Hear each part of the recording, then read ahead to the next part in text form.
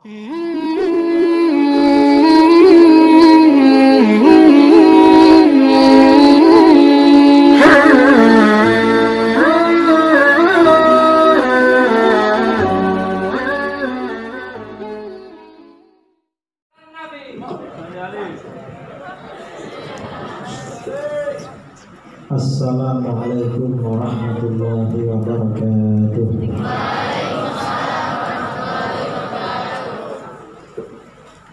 Bismillahirrahmanirrahim.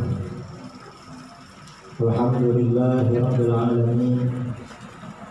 Lahul hamdu wa lahul fadlu wa lahul ni'matu wa lahul thana'ul hasan. Asyhadu an la ilaha illallah wahdahu la syarika lah. Wa ashhadu anna sayyidana Muhammadan abduhu wa rasuluh. Allahumma shalli ala sayyidina Muhammadin al-fatih lima ughliqa wal khatim lima sabaqa nashril haqqi bil haqq wal hadi ila siratikal mustaqim wa ala alihi wa sahbihi haqqa qadrihi wa qadarihi al-azim. Amma ba'du. Para alim, para kiai yang saya muliakan dan saya hormati, para habaib, termasuk pondok pesantren Darul Hidayah Buya Kiai Haji Sholih Harsonu, juga sahabat saya Haji Idrus Asegaf dari Unggul Boyolali, dan kiai-kiai Jamuro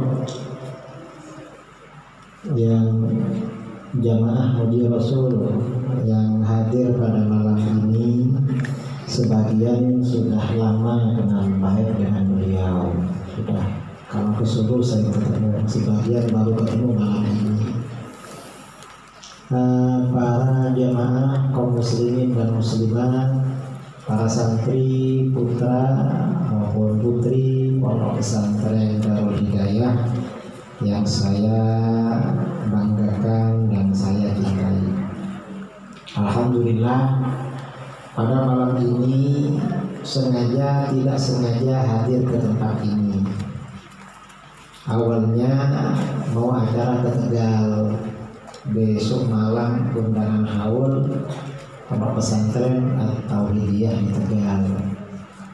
Kemudian di telepon Pak Kiai katanya mau ke Tegal, ya. Terus singgah sini, katanya ada acara malam ini. Tadi di perjalanan di telepon lagi, habis maghrib tadi ngisi di Masjid Asegaf. Ini namanya sengaja tapi tidak sengaja, karena acara intinya di Tegal besok malam. Dan ini saya merasa senang sekali pada malam ini bisa berjumpa dengan para kiai dan adik-adik para santri. Mengapa? Kalau ada acara-acara seperti ini, jamaah Muji Rasul, ada maulid, ya, ada pembacaan maulid dan semacamnya. Ini menunjukkan bahwa yang hadir ini semuanya adalah orang-orang yang masih bersih akidahnya, yaitu masih ahlus sunnah wal jamaah. Ini yang penting. Mengapa seperti itu? Sekarang ini banyak pertemuan-pertemuan, kajian-kajian, majelis-majelis taklim, lembaga-lembaga pendidikan, pondok-pondok pesantren, tapi sudah bukan ahlus sunnah wal jamaah. Kalau dulu yang namanya pondok pesantren itu pasti ahlus sunnah wal jamaah. Kalau dulu, karena yang punya pondok biasanya cuma orang-orang NU kalau di Jawa. Kalau di luar Jawa ya orang-orang yang organisasinya sama dengan NU. Itu dulu. Dan kalau ada pengajian ramai biasanya ahlus sunnah dulu. Sekarang nggak pasti. Yang Wahabi bikin pondok, bukan cuma NU sekarang, Muhammadiyah, bikin pondok juga. MTA punya pondok? Hah? Punya ya? MTA punya pondok. Kemudian Syiah punya pondok juga. Sampai yang liberal, orang liberal tuh punya pondok juga. Semuanya bikin sekarang ini. Dan yang aneh, orang-orang di luar Ahlus Sunnah, bukan NU, bukan Aswaja, nama pondoknya itu lebih hebat dari kita. Kalau pondok-pondoknya Aswaja di mana-mana, Darul Hidayah, Bidayatul Muqtadin, Miftahul Ulum, kemudian ada Darul Tauhid, Tauhidiyah, Darussalam, macam-macam. Yang Wahabi ini di mana-mana kalau bikin lembaga sering dikasih nama Imam Syafi'i. Saya jalan-jalan mulai dari Aceh sampai Papua. Pas sekarang ini karena virus corona akhirnya nggak begitu jauh, cuma nyampe Solo dan Tegal. Jadi dekat-dekat, biasanya sudah ke mana-mana. Pondok yang namanya Imam Syafi'i rata-rata punya Wahabi. Namanya Imam Syafi'i, tapi yang punya Wahabi. Dan isinya, pelajarannya, kurikulumnya agak suka dengan Imam Syafi'i. Pernah ada orang ya datang ke rumah saya yang punya lembaga Imam Syafi'i di daerah timur. Saya tanya, kenapa lembaga sampean dikasih nama Imam Syafi'i? Kan sampean enggak ikut Imam Syafi'i. Ini kiai, kita ini kagum dengan Imam Syafi'i, makanya dikasih nama Imam Syafi'i. Ya tapi itu menipu namanya. Kok gitu dia?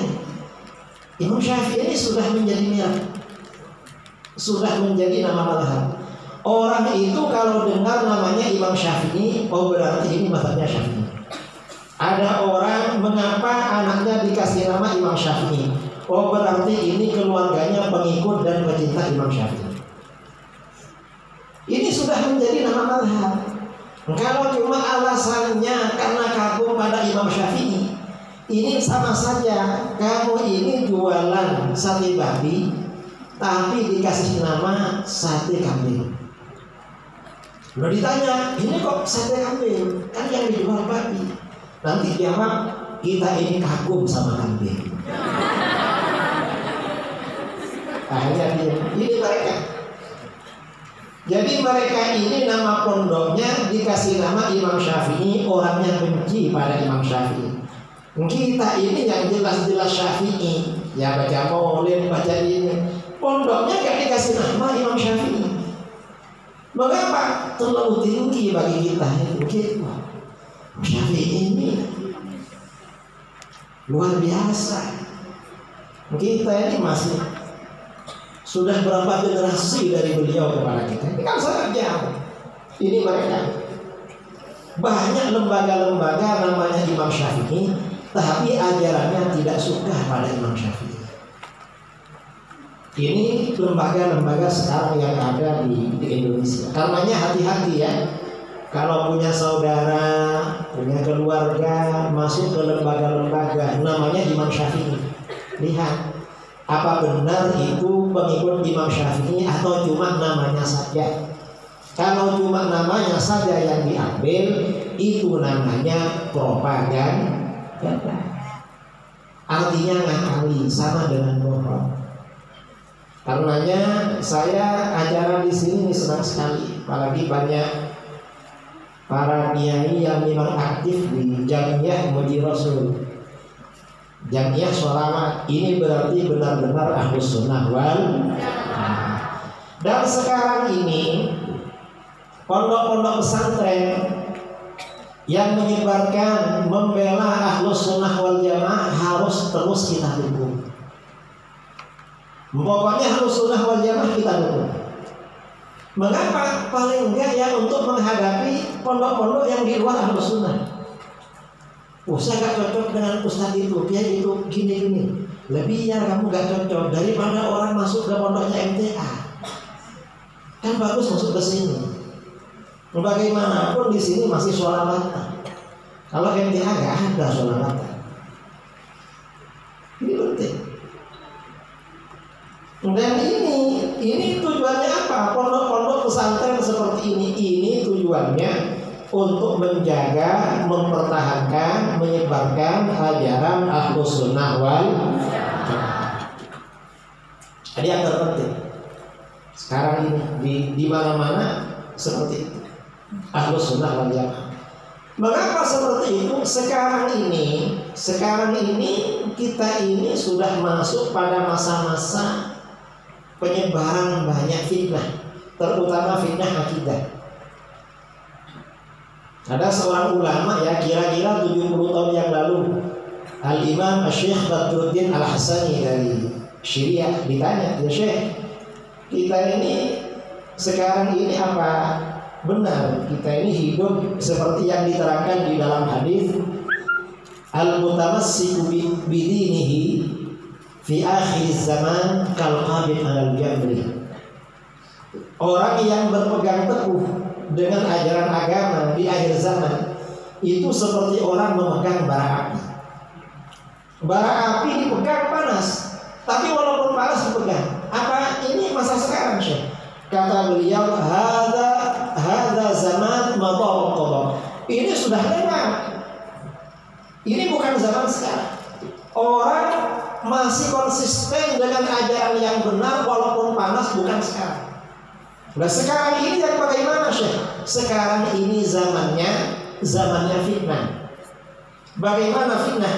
Dalam hadis, dalam kitab-kitab hadisnya, hadis sahih riwayat Muslim dari Abu Hurairah radhiyallahu anhu, Rasulullah SAW bersabda, satakunu fitanun kaqita'il lailil muzlim.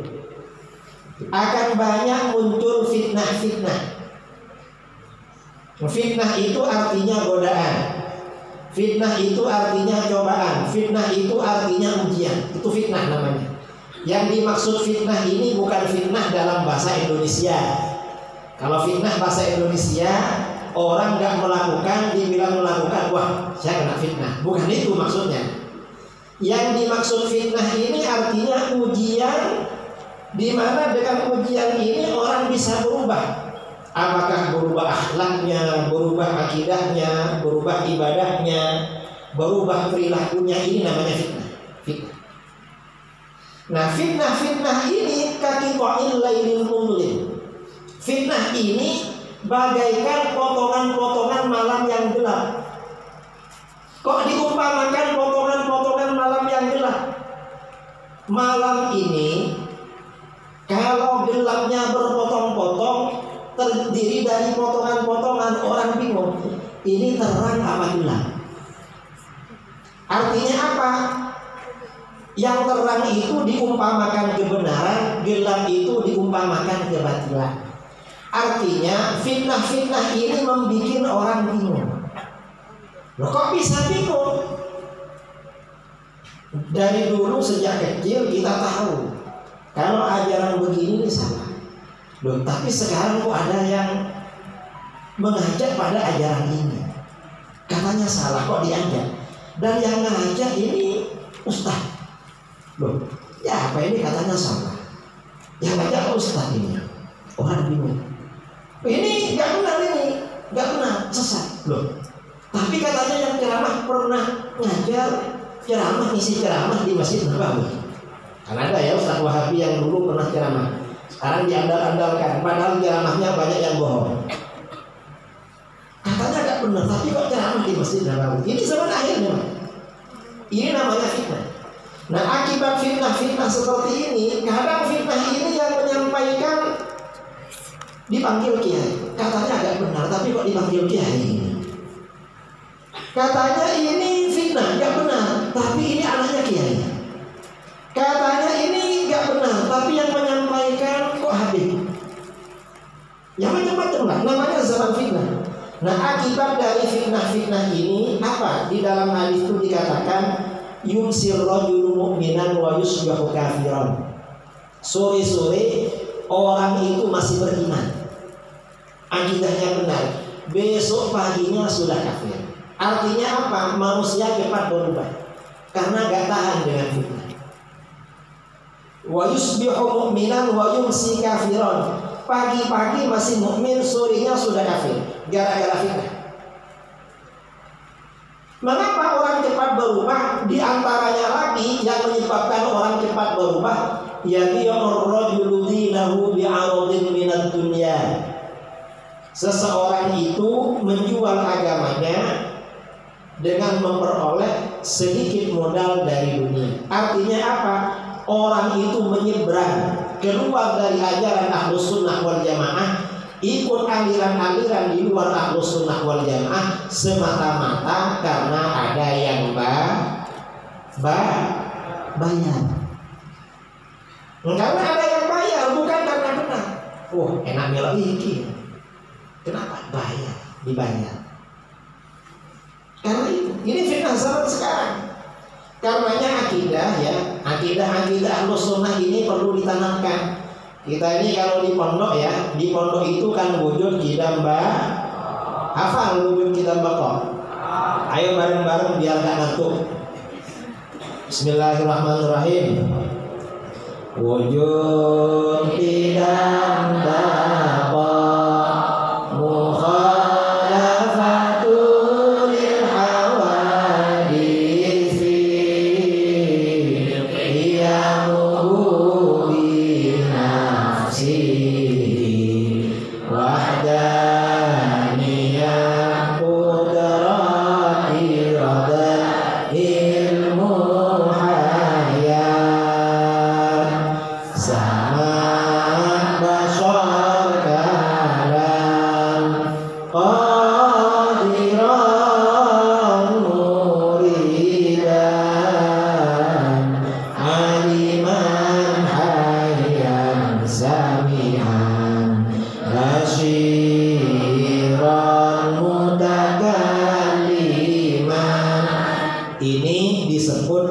sifat 20.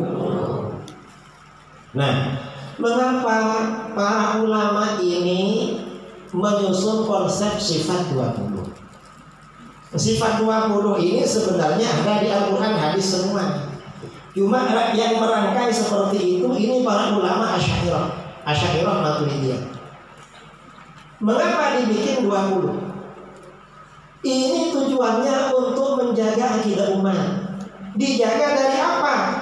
Agar hatinya dilindungi, terjaga dari ajaran-ajaran kufur. Agar hatinya dijaga dari ajaran kufur. Kenapa begitu? Sekarang coba sifat 20 diperhatikan sambil ditulis, atau nanti setelah selesai ditulis sambil diperhatikan, gak apa-apa. Apa tujuan para ulama membangun konsep sifat 20? Dulu ketika saya di pondok Sidogiri itu lama. Tidak lama sih sebenarnya. Mengapa? Syekh Abdul Qadir Jilani itu mondok mulai berusia 18 tahun. Berangkat dari rumahnya di Jilan, di Iran, pergi ke Baghdad umur 18 tahun. Berhenti mondok umur berapa? Berhenti umur 50 tahun. Baru menikah. Berarti berapa tahun? 32 tahun. Saya di pondok itu 18. Hanya kamu ini jangan usah terburu-buru. Pokoknya sampai selesai, kiainya, ustadznya, semuanya ilmunya sudah habis, pindah kemana gitu. Habiskan dulu, baru pindah. Terutama yang laki-laki. Kalau yang perempuan dilamar sama ustadznya langsung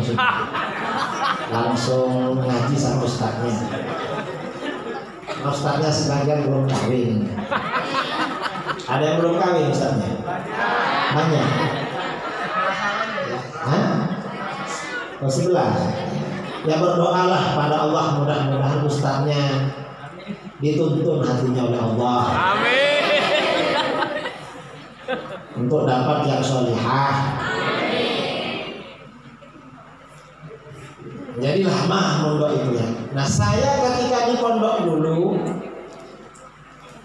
sampai mengajar tidak pernah timbul pertanyaan dan tidak ada yang bertanya mengapa sifat wajib bagi Allah itu 20. Gak ada.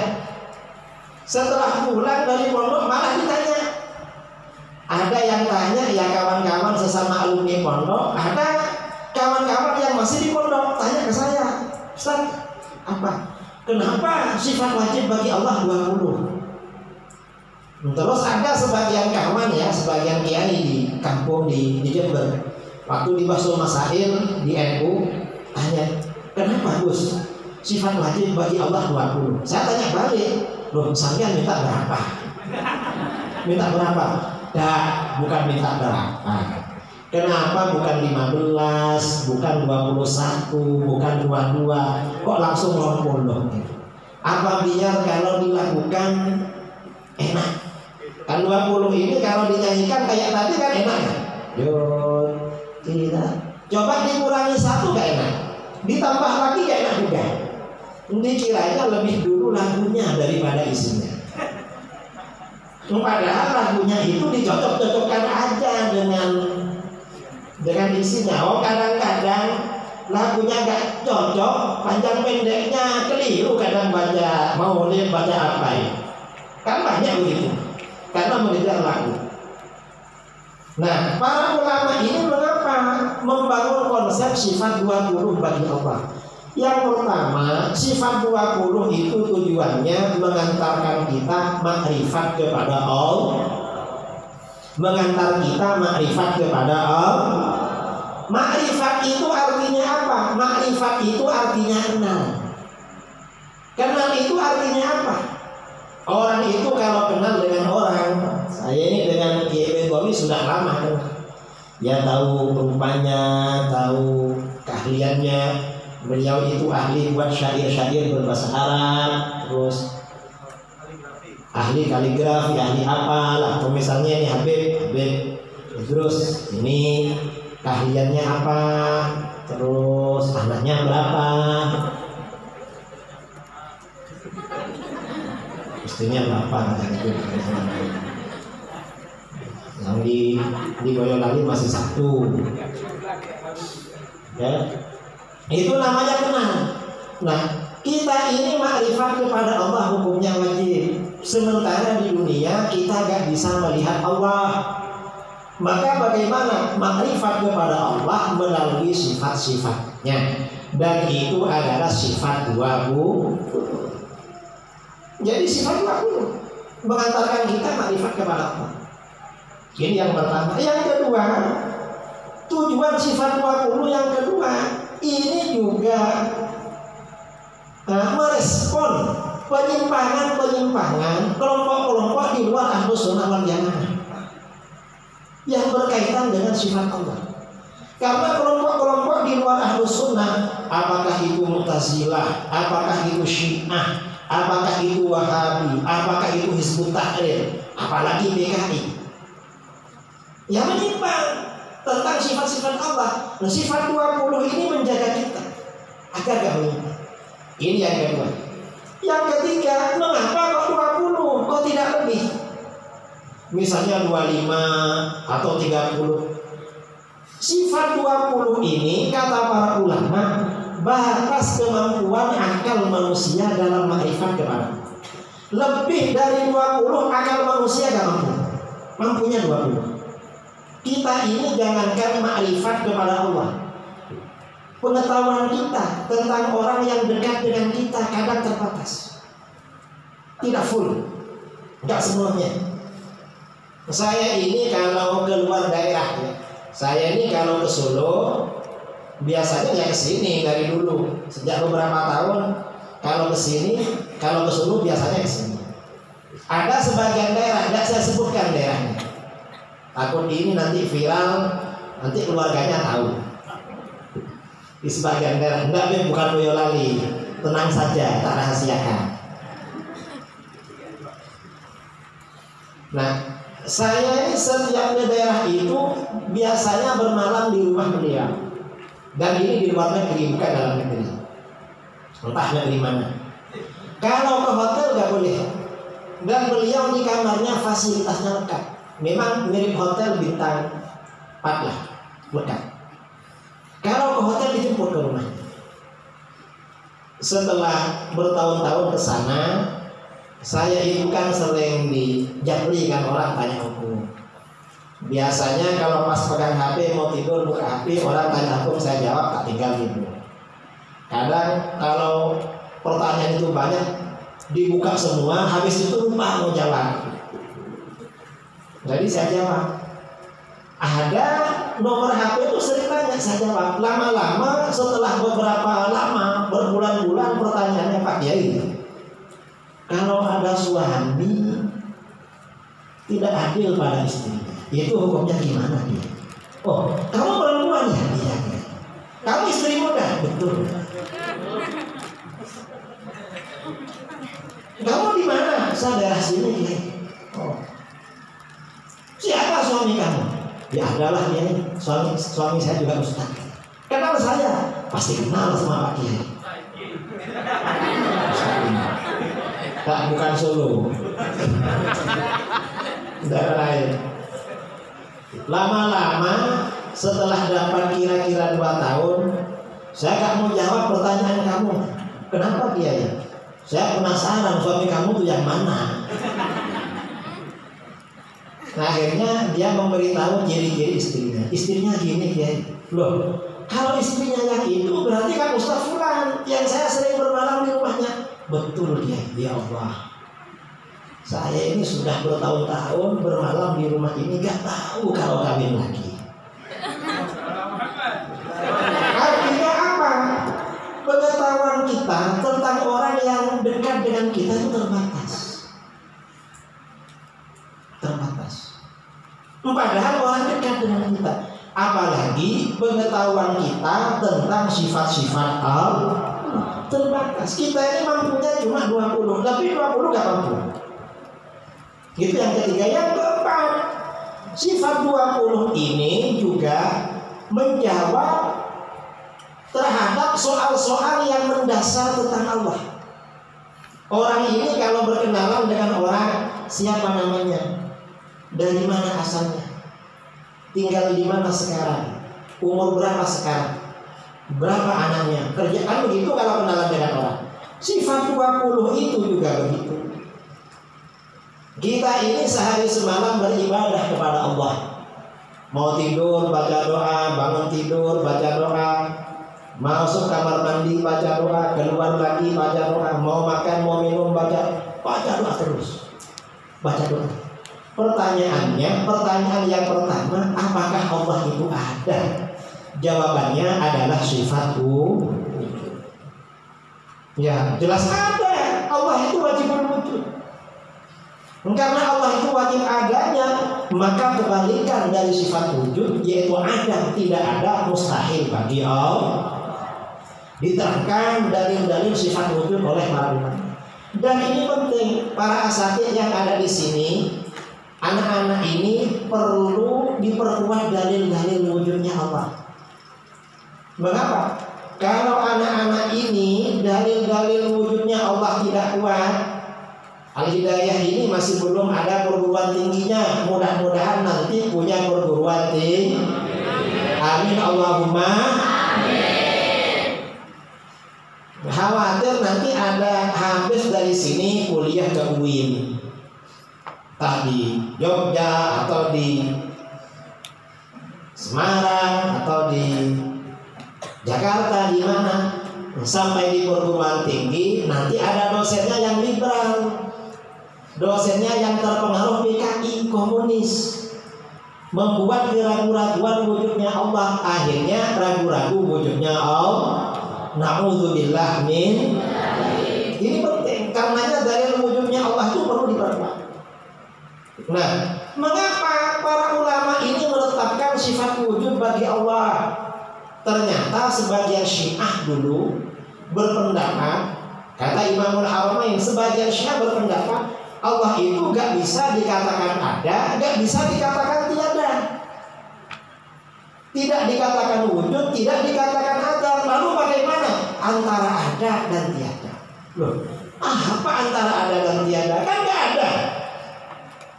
Kamu misalnya dijanjikan hadiah, Kamu kalau bisa jawab soalan-soalan ini, tak kasih hadiah yang hebat. Apa Ustaz hadiahnya? Antara ada dan tiada. Ya gak ada. Karenanya oleh para ulama ditetapkan sifat wujud. Itu pertanyaan pertama. Pertanyaan kedua, kalau Allah ini memang wajibul wujud, sejak kapan wujudnya Allah? Jawabnya adalah tidak. Wujudnya Allah tanpa permulaan. Gak ada permulaannya. Karenanya kebalikan dari sifat qidam, yaitu hudus, baru mustahil bagi Allah. Dijelaskan dalil-dalilnya. Nah, sifat qidam ini ada perbedaan kita dengan Wahabi. Cuma perbedaannya tipis. Apa kata Wahabi? Kata Wahabi, wujudnya Allah itu tanpa permulaan. Tapi gak boleh menggunakan istilah qidam. Mengapa? Istilah qidam itu hukumnya haram. Kenapa haram? Itu istilah yang bid'ah, tidak ada di dalam Al-Quran dan Wahabi. Padahal di dalam hadis ada, cuma Wahabi belum tahu. Dan qidam ini sudah menjadi ijma ulama. Hatta pendahulu Wahabi, Syekh Taimiyah, Ibnu Qayyim al-Jauziyah menggunakan istilah qidam. Cuma Wahabi mengharamkan. Ini kita. Kemudian pertanyaan ketiga, Allah yang wajib bersifat wujud, bersifat qidam, sampai kapan wujudnya Allah? Jawabnya adalah sifat Allah maha kekal, maha abadi. Karena Allah maha kekal, maha abadi, kebalikan dari baqa, yaitu fana, rusak, sirna, binasa, mustahil bagi Allah. Diterangkan dalil-dalilnya. Ini pertanyaan ketiga. Ya nanti dalil-dalilnya biar para asatidz yang menjelaskan. Saya ini hanya mencontohkanlah ajaran yang kufur sekarang yang berbeda dengan sifat 20. Pertanyaan keempat, Allah yang wujud, tidak bahwa seperti apa? Orang itu kalau ditawarkan sesuatu, misalnya ingin beli mobil, oh ada mobil di sana, pasti tanya seperti apa mobilnya. Kalau pedagang biasanya bagus, di sana ada yang bagus. Pokoknya dibilang bagus dulu, apapun ya dibilang. Anak laki-laki sudah lama di pondok didatangi sama mamanya. Le, kamu gak mau tunangan? Ma, saya sudah lama nunggu ini. Mama ini kok baru tanya? Mestinya dulu tanya. Pasti tanya sudah ada calon mah buat saya. Sudah ada. Pasti pertanyaannya seperti apa? Kamu ini pasti didapatkan yang cantik, cuma agak gemuk. Karena kamu kurus, biar imbang. Kalau sama-sama kurus kurang imbang. Ini namanya kan begitu. Nah kalau ada pertanyaan, Allah itu wajib bersifat wujud, tidak baqa. Seperti apa Allah? Jawabnya adalah mukhalafatu. Allah itu wajib berbeda dengan apapun perkara yang baru. Nah, mengapa Allah wajib berbeda dengan perkara baru? Kalau Allah itu sama dengan perkara baru, berarti Allah juga baru. Mengapa? Setiap sesuatu pasti memiliki hukum yang sama dengan apa yang serupa itu. Sedangkan Allah wajib bersifat qidam, wujudnya tanpa permulaan. Berarti Allah berbeda dengan apapun perkara yang baru. Ini mukhalafatul ahwadits. Di dalam Al-Quran Allah berfirman, laisa kamitslihi wa lam yakul lahu kufuwan. Tidak ada sesuatu apapun yang serupa dengan Allah. Karena tidak ada sesuatu apapun yang serupa dengan Allah, maka kata para ulama, kullu ma khatara bi balik, kata ulama salaf, kullu ma khatara bi balik fallahu laisa kadzalik. Setiap sesuatu yang terlintas dalam pikiran kamu, Allah gak sama dengan itu. Kamu membayangkan Allah kayak gini, gak sama. Gak sama. Mengapa? Karena apapun yang terlintas dalam pikiran hayalan manusia itu tidak akan keluar dari apa yang pernah dia lihat. Dan semua yang pernah dia lihat itu perkara baru.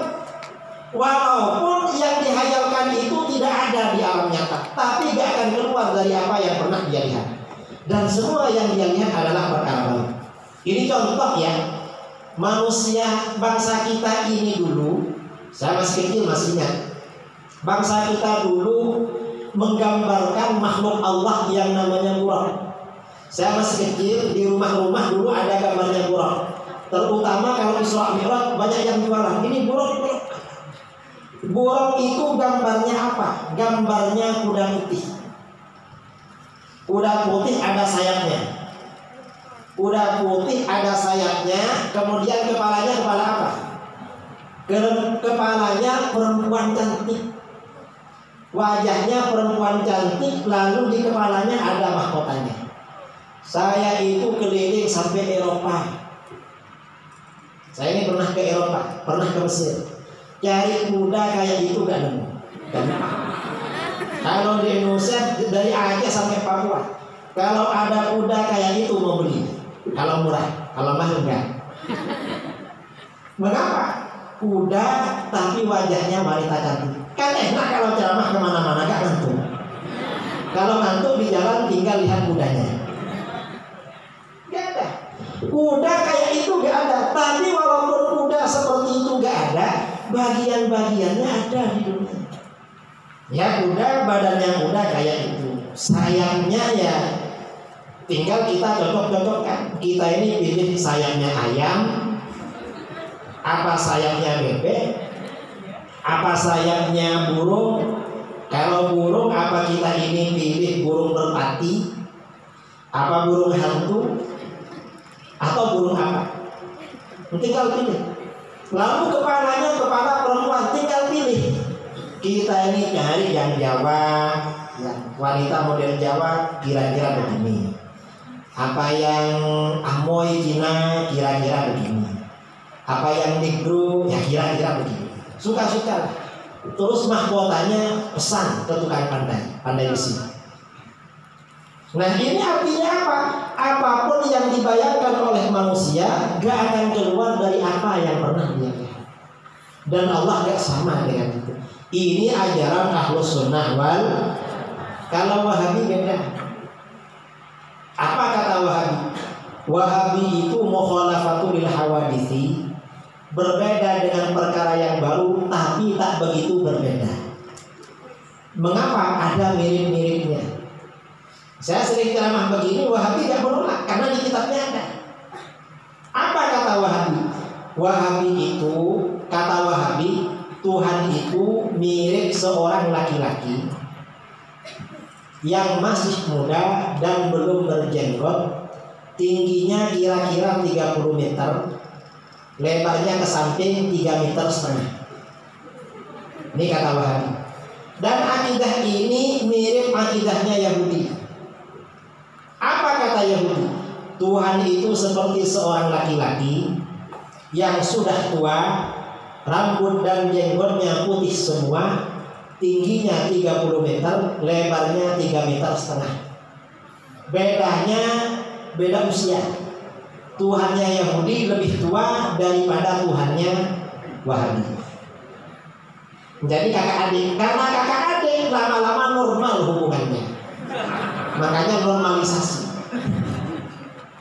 Ya karena kakak adik. Lah seperti ini gak boleh seperti ini. Ini namanya tasybih, menyerupakan Allah dengan makhluk, dan tajsim, menjasmanikan Allah. Kata Imam Syafi'i, al-mujassimu kafir. Orang yang menjasmanikan Allah sebenarnya adalah orang kafir, karena tidak makrifat kepada Allah. Ajarannya ajaran kafir. Ini ajaran kufur. Wahabi itu jangan dikira Wahabi ini kalau cuma gak mau tahlil, gak mau maulid, salah gitu aja. Tapi kalau sudah gak mau tawassul, gak mau tabarruk, gak mau istighfar, sesat. Tapi kalau sudah menjasmanikan Tuhan, kufur. Jadi Wahabi ini tingkat-tingkat kelasnya. Kalau masih baru Wahabi, gak mau tahlil, gak mau ini, salah jalan, gagal paham. Tapi kalau sudah ajaran-ajaran yang darinya tambah kuat, sesat. Kalau ajaran-ajaran kelas berat, kufur. Ini kan. Makanya para ulama ini membuat konsep sifat dua bu. Ini contoh ya, contoh. Kita gak mengkafirkan Wahabi, bukan berarti orang Wahabi yang ada di Solo kafir semua, enggak. Karena kita gak pernah dengar mereka bilang begitu, walaupun di kitabnya ada. Itu namanya kafir muayyan. Kalau kafir muayyan gak boleh sebelum mereka terang-terangan di depan kita. Tapi kalau secara mutlak ajarannya begitu. Ini pertanyaan keberapa? Keempat. Pertanyaan kelima, Allah yang wujud kidam baqo mukhalafatul hawadits, alamatnya di mana?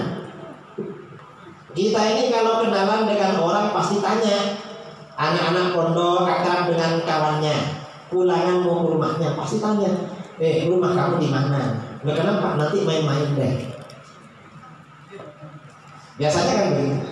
Tuhan ditanya alamatnya di mana? Jawabnya adalah iyahu binafsi. Allah itu berdiri pada zatnya sendiri. Maksudnya apa? La yahtaju ila mahallin wala mukhassisin. Allah itu tidak membutuhkan tempat dan tidak membutuhkan orang yang mengatur, menentukan atau menciptakan. Mengapa tidak butuh? Yang namanya butuh itu bukan sifatnya khaliq, tetapi sifatnya makhluk. Kalau kita butuh tempat dan tempatnya perlu nyaman, nggak boleh panas, perlu ada kipas-kipasnya. Kalau agak panas-panas kayak yang di depan, ngantuk-ngantuk. Jangan jauh dari kipas, ngantuk biasanya. Kalau Tuhan nggak butuh, ini namanya ajaran Ahlus Sunnah wal. Kalau Wahabi beda. Wahabi ditanya di mana alamat Tuhan. Loh, kamu belum tahu. Memangnya kamu sudah tahu? Ya wajib tahu. Di mana? Di Arsy. Wah, jauh banget ya. Loh, kenapa? Kalau kita perlu gimana? Loh, gak perlu khawatir. Mengapa? Setiap sepertiga malam terakhir, jam 2 malam, Tuhan itu turun dari Arsy ke langit pertama di dunia. Loh, ngapain turun? Ya untuk mendengar doa kamu. Makanya jam 2 baru doa pada Tuhan. Wahabi ditanya, lah terus memangnya kalau nggak turun Tuhan nggak dengar? Gak jawab dia. Mengapa? Karena kalau jawab Tuhan nggak dengar, kufur. Kalau jawab Tuhan dengar, walaupun nggak turun dengar, takut ditanya lagi. Loh, kalau dari Arsy dengar ngapain turun? Bingung banget. Nanti ditanya lagi, itu turun pukul 2 ikut waktu daerah mana? Karena waktu ini kalau waktu Indonesia dibagi 3. Kalau waktu istiwa malah tambah dekat jaraknya. Jam 2 di Solo dengan jam 2 di Surabaya ini selisih beberapa menit? 10 menit ya. Surabaya sih. Terus jam itu daerah mana? Nanti Wahabi jawab, ya turun sesuai daerah masing-masing. Nah terus kalau turun terus, lalu naiknya kapan? Gak bisa jawab lagi. Ini ajaran Wahabi. Dan Wahabi ini ya yang mengatakan Tuhan ada di Arsy, kata dia orang yang tidak beriktikad Tuhan tinggal di Arsy itu adalah kafir. Kita ini dikafirkan gara-gara qiyamuhu binafsi. Kalau Ahlus Sunnah tidak mengkafirkan Wahabi. Wahabi yang beriktikad Allah tinggal di Arsy tidak kafir. Tapi bagaimana? Tetapi itu hukumnya dosa besar karena sesat dan menyesat. Mengapa? Karena itu bukan alamat Tuhan, itu adalah alamat palsu. Ini Wahabi. Dan Wahabi sekarang ini beriktikad Tuhan itu bertempat. Coba lihat ya, saya ini debat dengan Wahabi sejak 2 bulan. Kata Wahabi, Tuhan ini bertempat dan tempatnya bukan makhluk. Loh, kalau Tuhan bertempat, tempatnya bukan makhluk, jelas kufur, kafir, murtad. Mengapa? Berarti menurut dia ada selain Allah bukan makhluk Allah, yaitu tempat Allah. Kalau orang berkeyakinan ada selain Allah bukan makhluk Allah, itu kafir. Ini Wahabi. Bahaya seperti ini. Kafir tidak terasa. Ya ini kelompok-kelompok yang bilang sunnah, bid'ah. Ini. Karenanya sifat 20 ini perlu diajarkan. diajarkan, terutama di pondok-pondok, di madrasah-madrasah ini pengaruh dari Wahabi.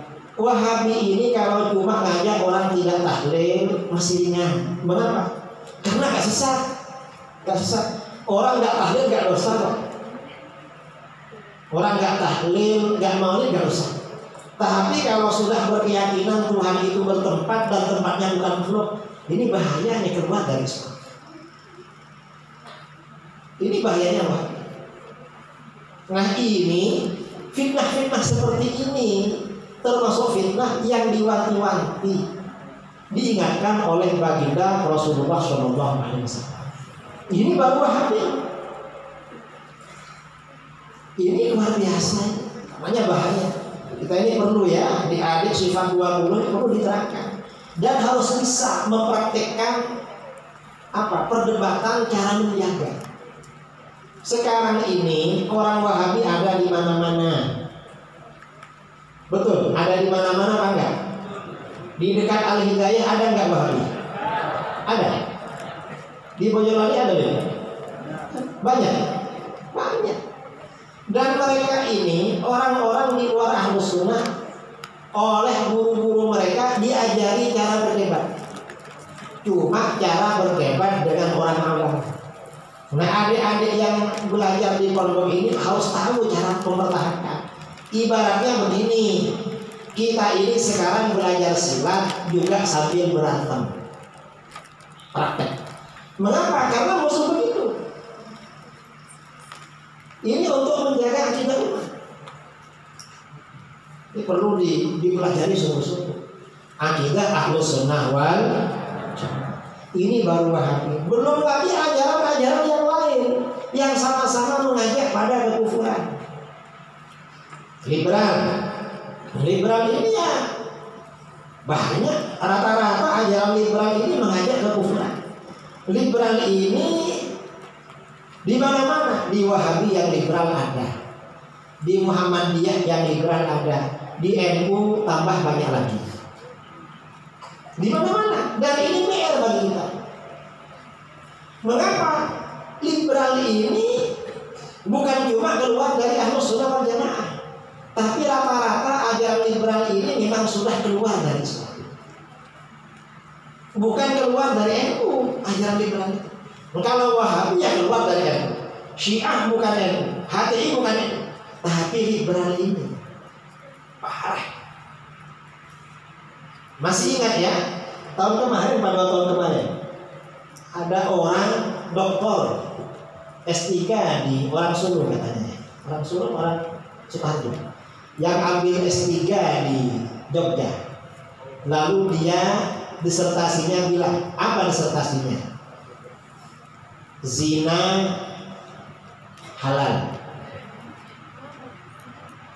asalkan bukan istrinya orang, sama-sama suka dan gak ketahuan.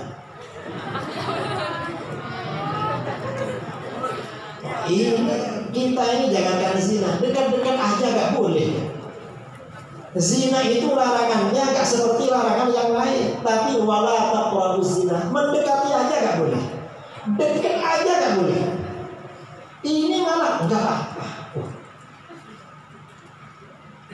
Dan saya kayaknya orang NU ini bukan MTA apa Wahabi? Udah tahu kan jelas ya. Yang biasanya yang begitu-begitu latar belakangnya itu, karena mayoritas Indonesia ini bidangnya itu. Dan jangan dikira seperti itu gak ada yang ikut. Ada yang ikut. Mengapa? Itu dokter itu diakui. Itu yang gak setuju ya karena begini-begini. Ada yang ini valid lah. Kemudian setelah itu ada lagi, entah siapa, saya lupa yang bilang. Apa kata dia? Jilbab itu gak wajib. Jadi satunya bilang zina gak apa-apa, satunya nanti bilang jilbab tidak wajib, terus satunya lagi bilang aurat itu tergantung. Ya apa? Kalau di dalam rumah celana pendek ini gak apa-apa. Kalau keluar tergantung adat. Kalau adat di situ orang perempuan pakai kaos pendek berarti kaos pendek. Pakai kaos pendek sudah menutupi aurat. Kalau di pantai pakai bikini itu termasuk nutupi aurat. Ada yang begitu orang liberal. Dan itu orangnya bisa baca kitab. Pernah mondok orangnya. Alasan nggak tahu mondok di mana itu, nggak tahu ya. Asal itu bukan mondok, sekolah itu. Ajaran-ajaran seperti ini banyak.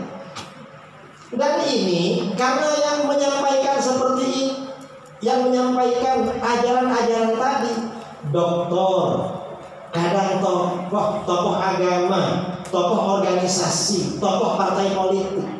Ada juga tokoh partai politik dan dia juga dipanggil kiai. Apa kata dia? Semua agama itu sama dan semua agama akan mengantarkan pemeluknya masuk surga. Itu partai dan itu orang itu. Distrukturan.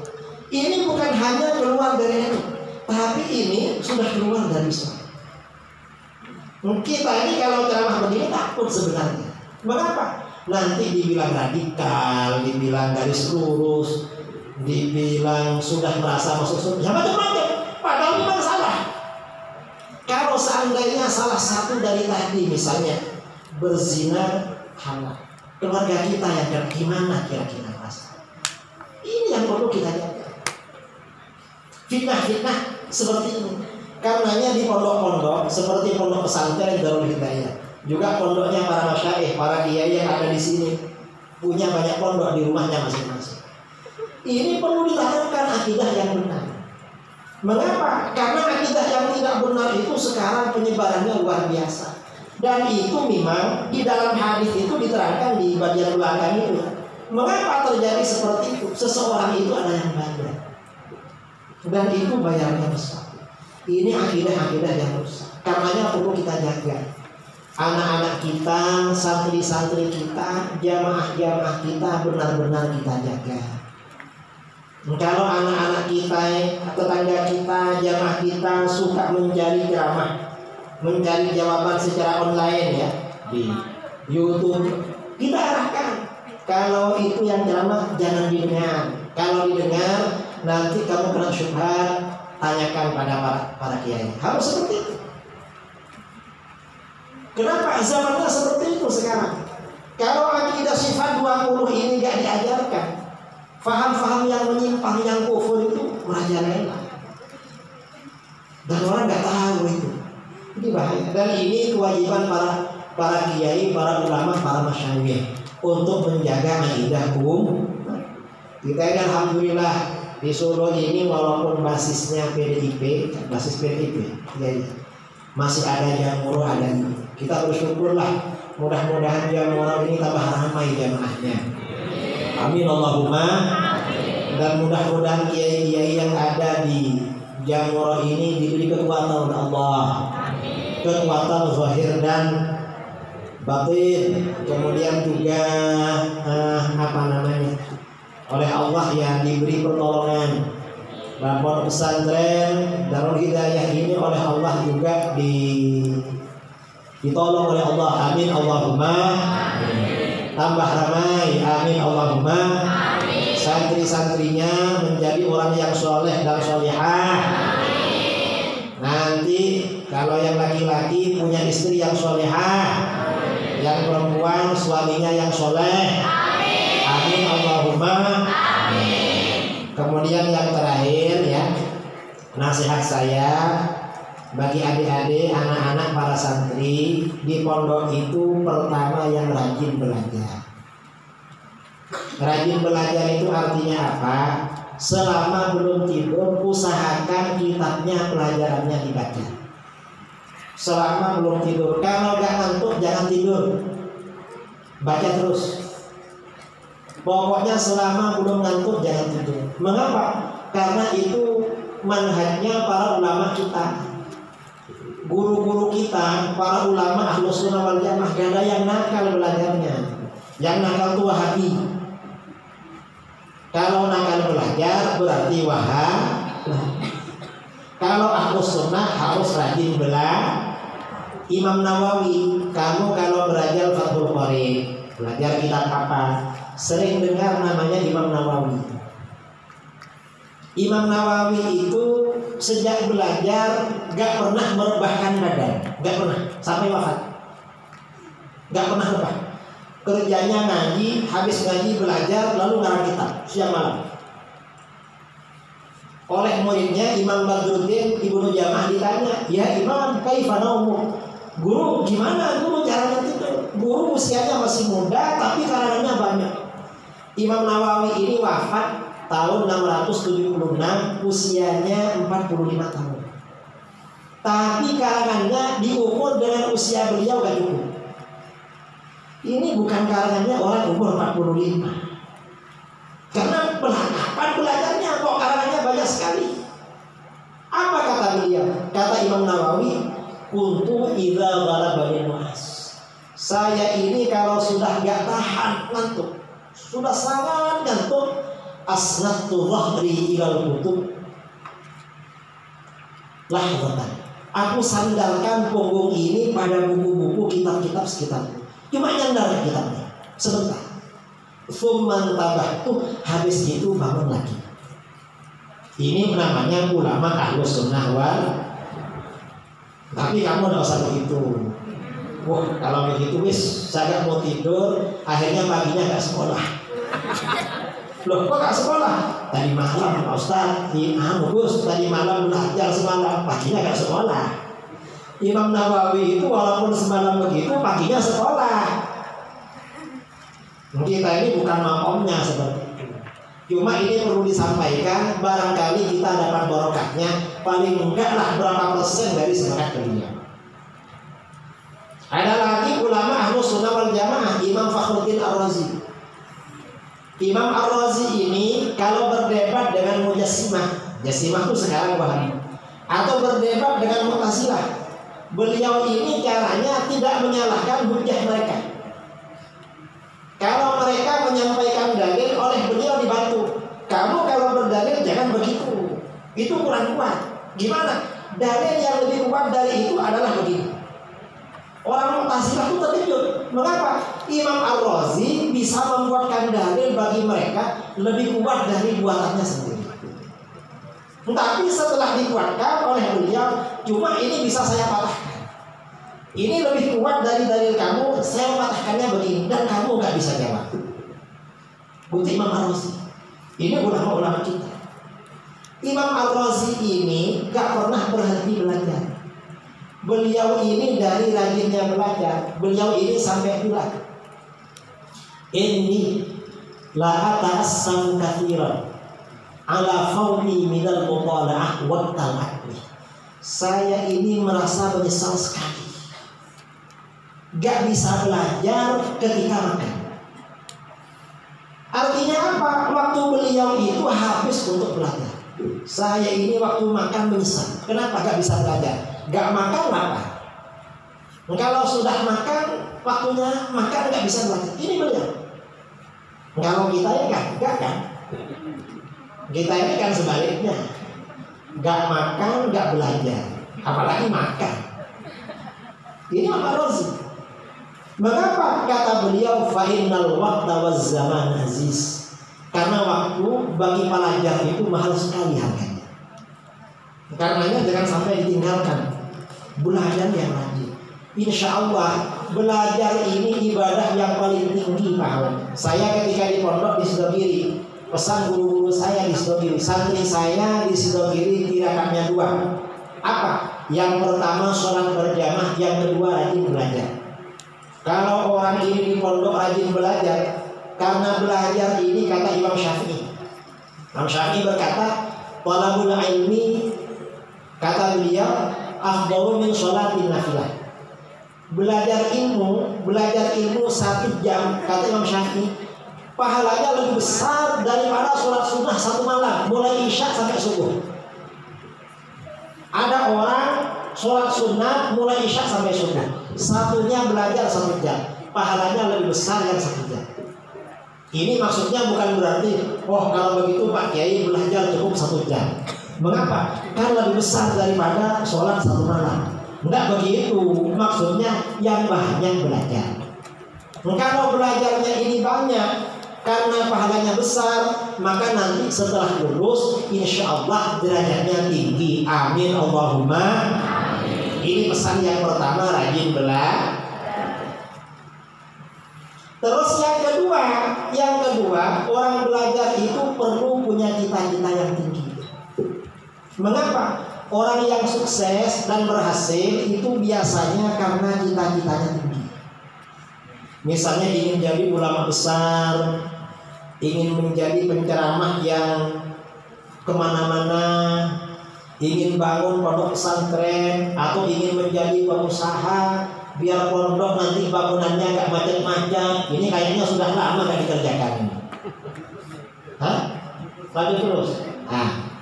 Biar nanti butuh apa, harus punya cita-cita yang tinggi. Mengapa? Orang yang sukses itu rata-rata yang cita-citanya tinggi. Ini ada cerita terakhir ya, ini cerita terakhir. Ada cerita pada masa sahabat, pada masa ulama salaf dulu, masa sahabat, ada 4 remaja. Remaja ini berarti masih pelajar kayak gini. Ada 4 remaja duduk-duduk di depan Ka'bah. Yang 3 orang ini kakak beradik, yang 1 orang ini sahabat karib mereka. Ketika sedang duduk, salah seorang dari mereka ada yang bilang, liyadhkur kullu wahidin minna ma yatamanna. Coba masing-masing kita mengutarakan apa cita-citanya. Ayo, kita ini cita-citanya apa? Lalu kakak yang tertua dari 3 bersaudara, namanya Abdullah bin Zubair. Abdullah ini bilang, saya bercita-cita menjadi khalifah yang menguasai Hijaz, Mekah, Madinah, Taif, dan Irak. Mekah, Madinah, Taif, Irak. Saya jadi khalifah, harus tunduk pada saya. Ini kata Abdullah bin Zubair. Begitu Abdullah bin Zubair bilang begitu, kawannya yang bernama Abdul Malik bin Marwan, kata Abdul Malik, kalau saya gak ingin jadi itu. Jadi apa? Saya bercita-cita menjadi khalifah, menguasai seluruh negara Islam. Seluruh negara Israel saya kuasai. Ini kata Abdul Malik bin Marwan. Lalu adiknya Abdullah yang bernama Urwah bin Zubair, kata Urwah, saya bercita-cita menjadi ulama besar. Para pelajar nanti belajar pada saya. Ini kata Urwah. Lalu kakaknya Urwah, adiknya Abdullah yang satunya, Mus'ab bin Zubair, kata Mus'ab, cita-cita saya ada 2. Apa? Yang pertama, saya menjadi gubernur di Irak. Irak ini sepertinya lahannya basah. Saya jadi gubernur di sini. Itu yang pertama. Terus yang kedua, saya punya istri 2 orang. Ini kata Mus'ab. Ditanya, kamu ada yang diinginkan? Iya. Yang saya inginkan menjadi istri saya 2 orang. Siapa? Yang satunya Syarifah Sukainah binti Husain, putrinya Sayyidina Husain. Itu harus jadi istri saya. Yang kedua adalah Aisyah binti Thalhah bin Ubaidillah. Aisyah ini masih remaja, orangnya cantik dan cerdas. Perempuan ini kalau cantik dan cerdas, biasanya laki-laki suka. Ini cantik cerdas. Kalau masih cuma cantik aja, gak begitu cerdas, apalagi gak naik kelas, kadang mikir-mikir, ini akhir cuma bodoh. Nanti kalau punya anak bodoh juga. Atau cerdas tapi kurang cantik, itulah cerdas, pintar, kurang ayu. Tapi kalau cantik cerdas, biasanya sepakat. Wah, kalau itu sepakat, mutlak Anda itu.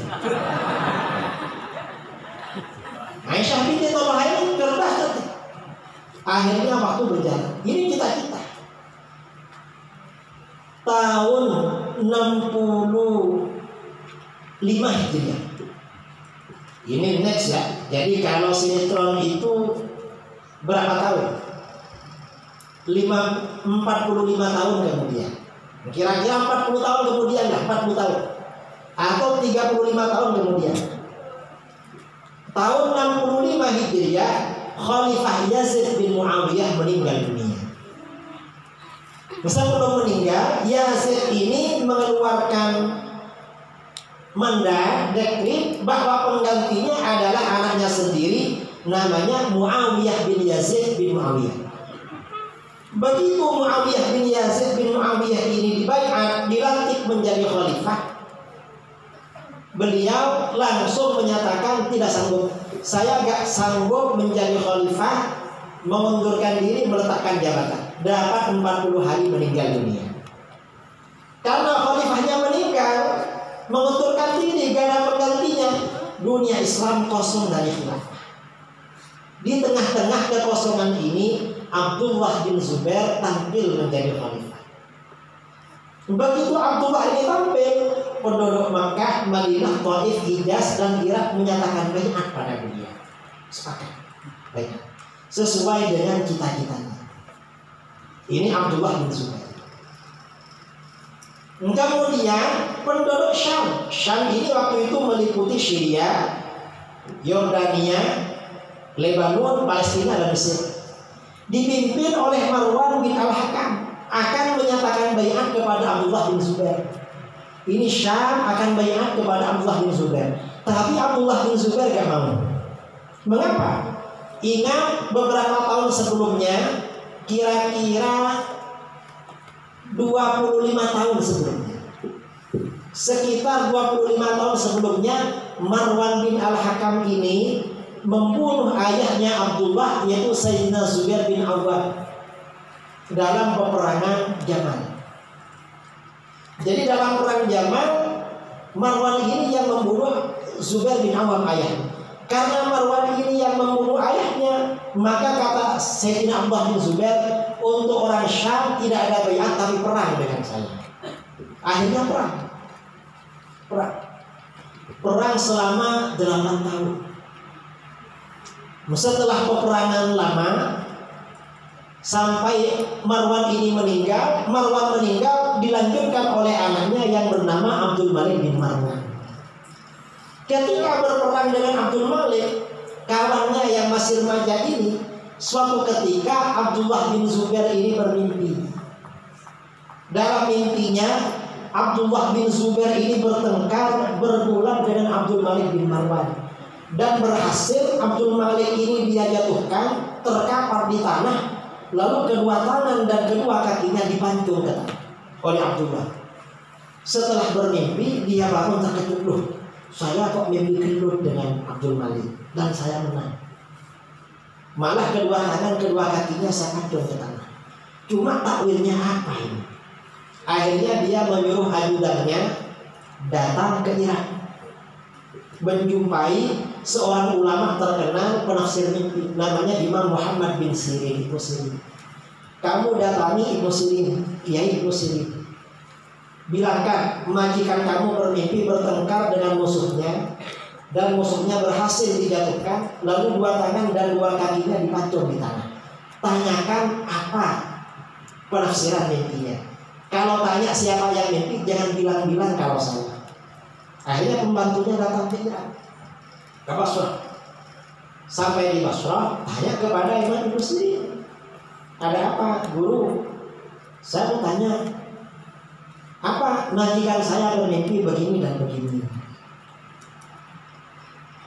Terus bagaimana penafsirannya guru? Mimpi bertengkar dengan musuhnya, musuhnya dia jatuhkan, kedua tangan dan kedua kakinya dia pancung ke tanah.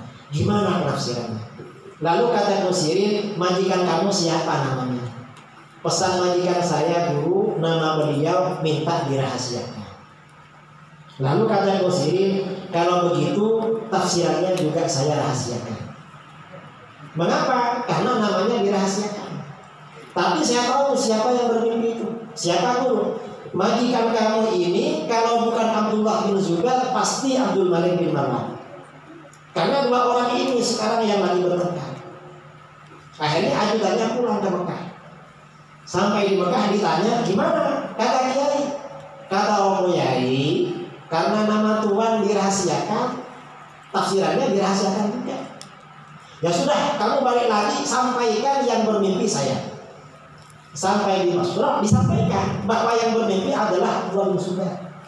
Begitu disampaikan, apa kata Ibnu Sirin? Oh, kalau begitu majikan kamu akan kalah perang.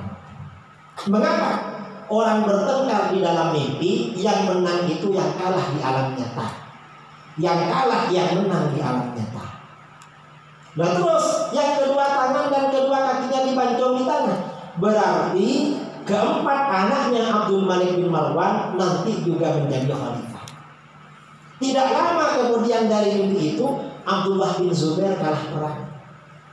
Begitu Abdullah bin Zubair meninggal, Abdul Malik bin Marwan langsung dibaiat oleh umat Islam seluruh dunia. Seluruh negeri-negeri Islam menyatakan tunduk baiat pada beliau sesuai dengan apa yang ada di dalam mimpinya, di dalam cita-cita. Ini pentingnya cita-cita. Lalu adiknya Abdullah bin Zubair yang bernama Urwah. Urwah ini sejak remaja rajin belajar, gak pulang-pulang dari rumah bibinya Siti Aisyah, istrinya Rasulullah SAW. Karena ibunya Urwah ini bernama Asma binti Abi Bakar As-Siddiq, kakaknya Siti Aisyah. Karenanya beliau masih keponakan. Jadi kalau hadisnya Aisyah, Urwah bin Zubair ini paling tahu. Karenanya setelah Aisyah wafat, lalu Urwah bin Zubair ini sudah menjadi ulama. Para pelajar dari mana-mana kalau ingin tahu hadisnya Aisyah datang kepada Urwah. Kalau orang dari Urwah biasanya ingin tanya hadisnya Aisyah, karena rajin. Sehingga beliau menjadi salah satu ulama terbesar di kota Madinah. Ini Urwah. Lalu Mus'ab ini cita-citanya dua. Yang pertama menjadi gubernur di Irak. Begitu kakaknya Abdullah ini menjadi khalifah, langsung keluarkan SK, Mus'ab, kamu berangkat ke Irak. Ada apa bang? Ini SK-nya kamu gubernur di sana. Langsung jadi gubernur karena kakaknya yang menjadi presiden. Kemudian Mus'ab ini begitu ngelamar Syarifah Sukainah bintil Husain, langsung diterima. Mengapa? Beliau juga keturunan bangsawan.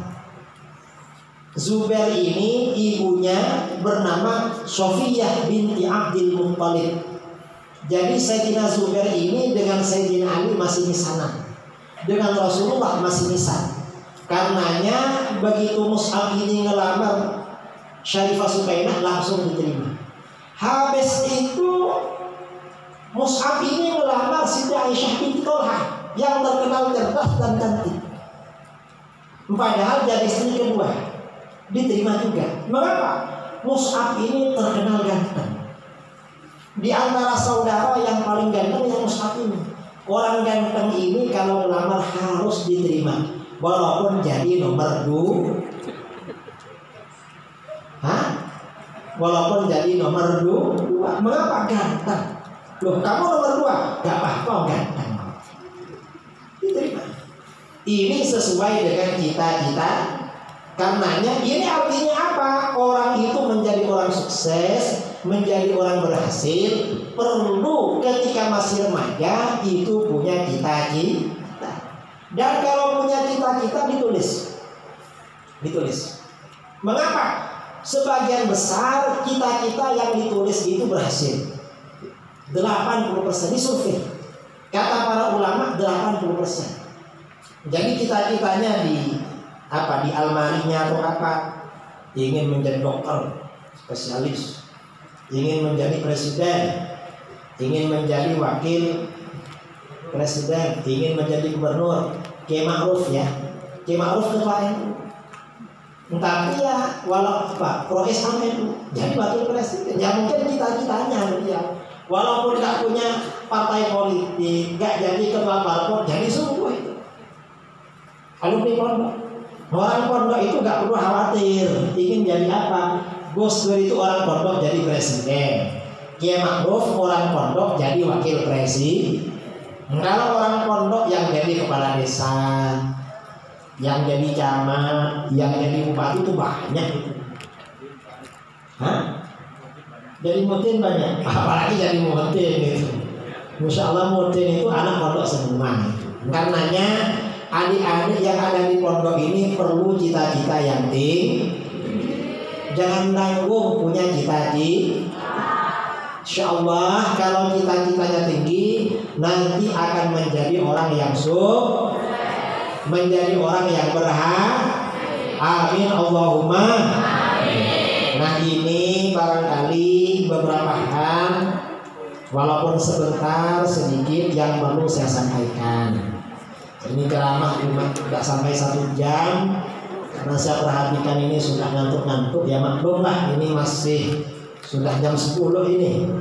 Berapa ini? Hah? Saya kira jam 10. Nah, jam saya yang terlambat atau gimana ini? Jam Jember ini, ya, jam Jember Indonesia Jawa Timur. Ini masih selisih 1 jam dengan sini. Mudah-mudahan berhasil, amin Allahumma amin. Nanti yang santri putra mudah-mudahan jadi orang sukses, dapat istri yang sholihah, yang cantik. Yang santri putri jadi orang yang sukses, dapat suami yang soleh, yang ganteng-ganteng, yang banyak uangnya, amin Allahumma amin. Ini ada tanya jawab, betul? Karena sudah malam, nggak perlu tanya jawab. Memang sengaja saya agak malam biar nggak ada tanya jawab. Karena kalau ada tanya jawab nanti pertanyaannya kemana-mana, akhirnya jawabannya nyinggung orang. Padahal dari tadi sudah nyinggung orang. Enggak nyinggung orangnya.